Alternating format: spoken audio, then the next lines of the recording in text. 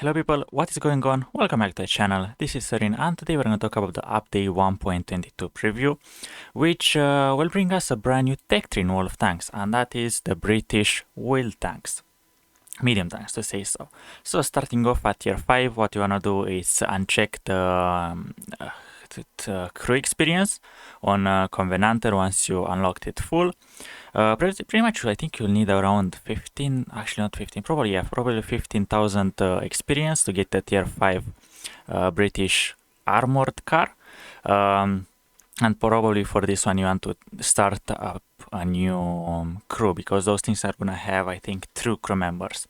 A radio operator, which is also the commander, probably the gunner, that is also the radio operator, and a loader or something like that. So those things are gonna have only three members. Next to that, at tier 6, what we're gonna have, it's I cannot really read this because it's so small. It's Stockhound or whatever is Mark 3. But I think all of those are still like subject to change, are gonna have different characteristics.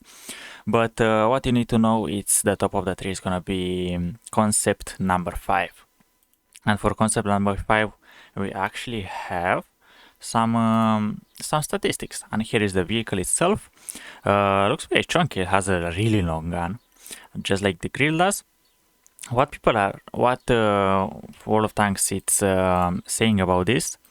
Well, over here it's actually translate this. So the concept number 5, it's entering its first iteration. It has no mechanics except for the wheels. It's in place as a specialty of movement and rotation of the tank, but nothing else. The weapon is cyclic, which means it's single shot with good alpha damage and accuracy, but terrible DPM. But if you look at the picture, 2200 DPM, it's not actually that bad. The Manticore, actually, the British light tanks actually have terrible DPM at 1.8, 1.9 thousand on average. But this thing actually has quite good DPM. But if you think about a medium tank, I mean, yeah, the DPM is not that good, but it's still with 2.2 with rammer and probably optics, probably with vents, you can get it up to 2.5, and that is pretty much a heavy tank level of DPM, which is still workable. The model is already final. Okay, so this is gonna be how the tank will look like. Will become 6. I'm not sure what this is supposed to mean, but mobility. This is maximum steering angle is 6. I'm not sure what that means, but probably you can turn 6 degrees your wheels, which is yeah, this thing is not gonna turn very fast like the Lynx or the ABR 103. I mean, it is gonna take you like a long time to make a corner or something like that. But the good thing, I think, it is that you can turn on the spot of this vehicle. I haven't seen a gameplay of it, so I cannot really give my full opinion. But crew of 3 people, commander, which is the radio operator and the loader, and the gunner is also loader and the driver. Okay, so this is gonna be really messed up. And the rolling combat medium tank sniper. Special category, it's mobility. Okay, that is really interesting. But let's actually take a look at some statistics. So 430 alpha damage, that is better than the Leopard 1. It's better than the CS53. It's better than mostly of the medium tanks with 105 millimeter. But of course it's worse than the Object 430 with 440, but who am I to judge? 11.45, it's the reload speed, the stock reload speed with 100% crew, which is not bad actually. Really good aiming time of 1.73, really good accuracy of 0.3 base, 2250 DPM is good, and on top of that you have 260 meter of AP pen, which is decent. I mean, with 260 that's what you get pretty much on heavy tanks, and of course this is really good.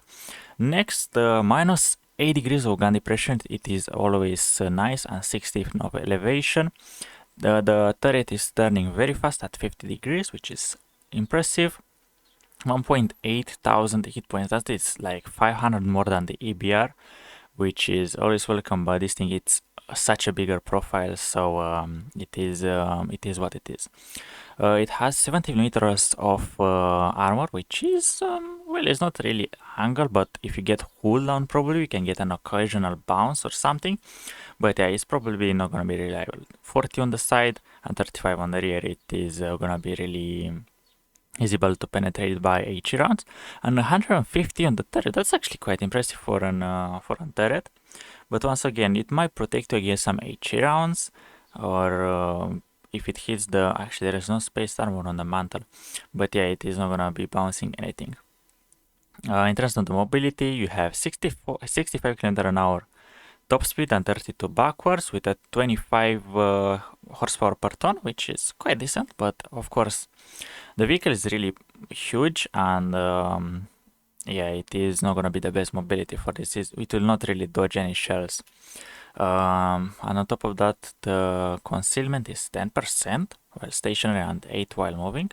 Yeah, that's not gonna be the best concealment, but if you put probably like a bounty exhaust, it will probably be good. But I actually don't know what the role of this will be on the battlefield. I mean, as I mentioned, it doesn't have the DPM of a medium.